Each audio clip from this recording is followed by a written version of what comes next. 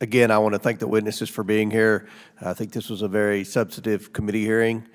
Mayor, as I said in our earlier meeting, I pledge to work with you. The majority on this committee wants to work with you. We want to see Washington, D.C. grow, prosper, and be one of the safest cities on the planet. This committee has a history of Republican chairs working with Democrat mayors for the betterment of Washington, D.C. You go back to Tom Davis when he was chairman of this committee, Jason Chaffetz, even Mark Meadows worked closely with Democrat mayors because, as I stated in our opener, this committee is tasked with jurisdiction over Washington, D.C.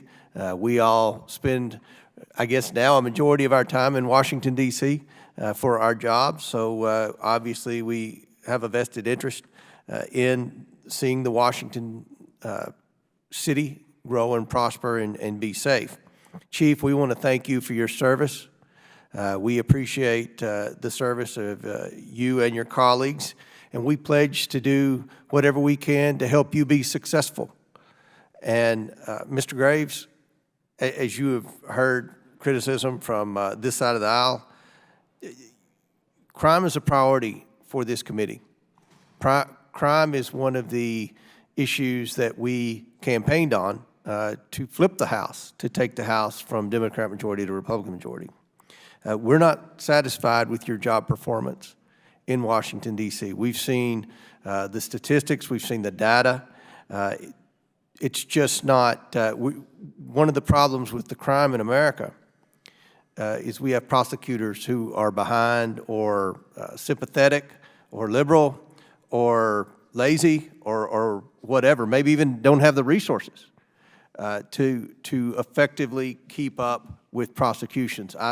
We've played the video before of the chief issuing a statement with a gaggle of reporters. Someone had been arrested over 10 times, I believe, and let out, and they're still on the street committing crimes. This is unacceptable.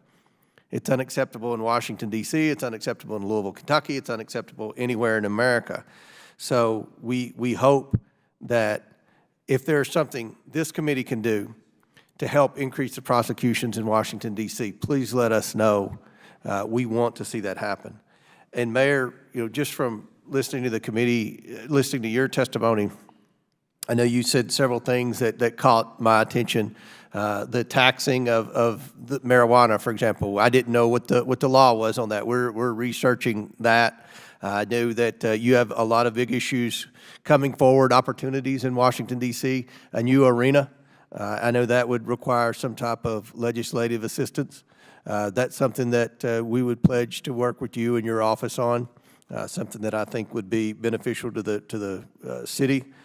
Certainly legislation to help keep criminals in jail. We want to hold criminals accountable for wrongdoing. That's going to be a priority for this House majority, not just in Washington, D.C., as I said, but all over America. And lastly, the Show Up Act, which we supported. I was the primary sponsor. We had Democrat opposition to this bill, but I think, Mr. Donahue, this would help the whole city of Washington, D.C. You have a ripple effect of businesses that are suffering. I understand commercial real estate occupancy is down. It all pertains to the business model in downtown Washington and built around a bunch of federal employees showing up for work every day. We want to see those federal employees go back to work, Mayor.